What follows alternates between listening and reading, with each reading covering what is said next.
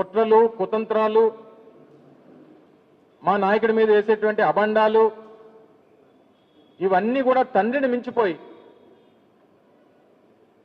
10 రెట్లు తండ్రిని మించిపోయినటువంటి స్థానంలో కొడుకు ఉండడం అనేటువంటిది చాలా గొప్పతనం. ఒకప్పుడు ఆయన గత ప్రభుత్వంలో కొంత బరువు ఎక్కువ ఉండేవాడు, 2014 నుంచి 19 వరకు. సరే, ఆయన మీద ఏదో తప్పుడు ప్రచారాలు చేశారు, బరువు తగ్గాడు. బరువు తగ్గితే బుద్ధి కూడా పెరుగుతుంది అనుకున్నా. అబ్బే, బరువు మాత్రం తగ్గాడు తప్ప బుద్ధి మాత్రం ఎక్కడ పెరగలేదు. సింగపూర్లో ఏం సాధించామనంటే, జగన్మోహన్ రెడ్డి గారు ఎవరితో లెటర్లు రాయించారు, ఎవరితో ఈమెయిల్స్ పెట్టించారు.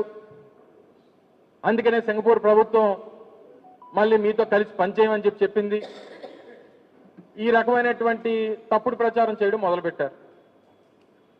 తీరా లేక ఆ ఈమెయిల్స్ ఎవరు పెట్టారని చెప్పి, ఈ గతంలో కాదు కదా, ఎవరు పెట్టారని చెప్పి చూస్తే ఆ తెలుగుదేశం పార్టీకి చెందినటువంటి వారి కార్యకర్త పెట్టాడు. మాకున్నటువంటి సమాచారం మేరకు ఒక మురళీకృష్ణ అని చెప్పి ఒక ఎన్ఆర్ఐ ఆయన ట్వీట్ కూడా చేశాడు. మరి దాన్ని తీసుకొని వచ్చి వైఎస్ఆర్ కాంగ్రెస్ పార్టీకి చెందినటువంటి నాయకులు ఎవరో మురళీకృష్ణ పెట్టారట. ఆ మురళీకృష్ణ అనేటువంటి వ్యక్తికి వైఎస్ఆర్ కాంగ్రెస్ పార్టీకి సంబంధం ఉంది కాబట్టి మన రాష్ట్ర ప్రతిష్టని దిగజార్చారు అనేటువంటి మాటలు కొడుకు చెప్తా ఉన్నాడు. అసలు వీరు ఏమనుకుంటున్నారంటే, ఈ ఆంధ్ర రాష్ట్రం అనేటువంటిది నారావారి రాజ్యంలాగా, వారి సామ్రాజ్యంలాగా, చంద్రబాబు నాయుడు గారు ఏమో దానికి రాజులాగా, ఈయన యువరాజులాగా ఫీల్ అవుతా ఉన్నారు. అంటే ఈ రాష్ట్రంలో మనం గొప్పగా చెప్పుకునేటువంటి, ప్రపంచంలోనే అతిపెద్ద ప్రజాస్వామ్యం అని చెప్పుకునేటువంటి భారతదేశంలో ఉన్నటువంటి ఆంధ్రప్రదేశ్ రాష్ట్రానికి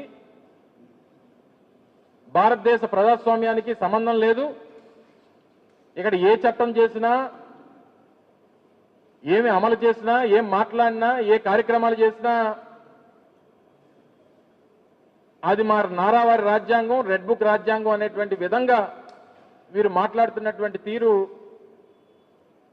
మనం చూస్తూ ఉన్నాం. ఆయనే నిన్న మాట్లాడుతూ చెప్పారు. ఏం చెప్పాడు?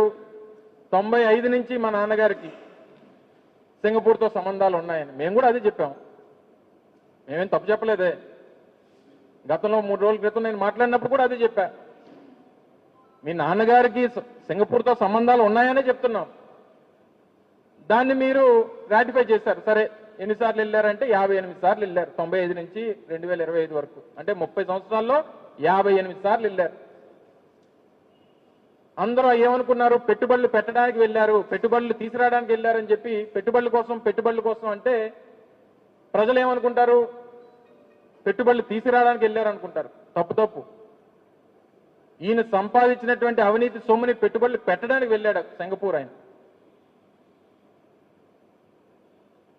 నేను ఈరోజు సవాల్ చేస్తా ఉన్నా ముఖ్యమంత్రి గారి కొడుక్కి సవాల్ చేస్తా ఉన్నా. 2014-19 మధ్యలో మీరు చేసుకున్నటువంటి సింగపూర్తో చేసుకున్నటువంటి కన్సార్టియం ఏదైతే ఉందో అందులో 1691 ఎకరాలు సీడ్ క్యాపిటల్ ఏదైతే మీరు ప్రతిపాదించారో అందులో ఈ రాష్ట్ర ప్రభుత్వం, ఆ రోజు ఆంధ్రప్రదేశ్ రాష్ట్ర ప్రభుత్వం 12,000 కోట్ల రూపాయలు పెట్టుబడులు పెట్టడానికి,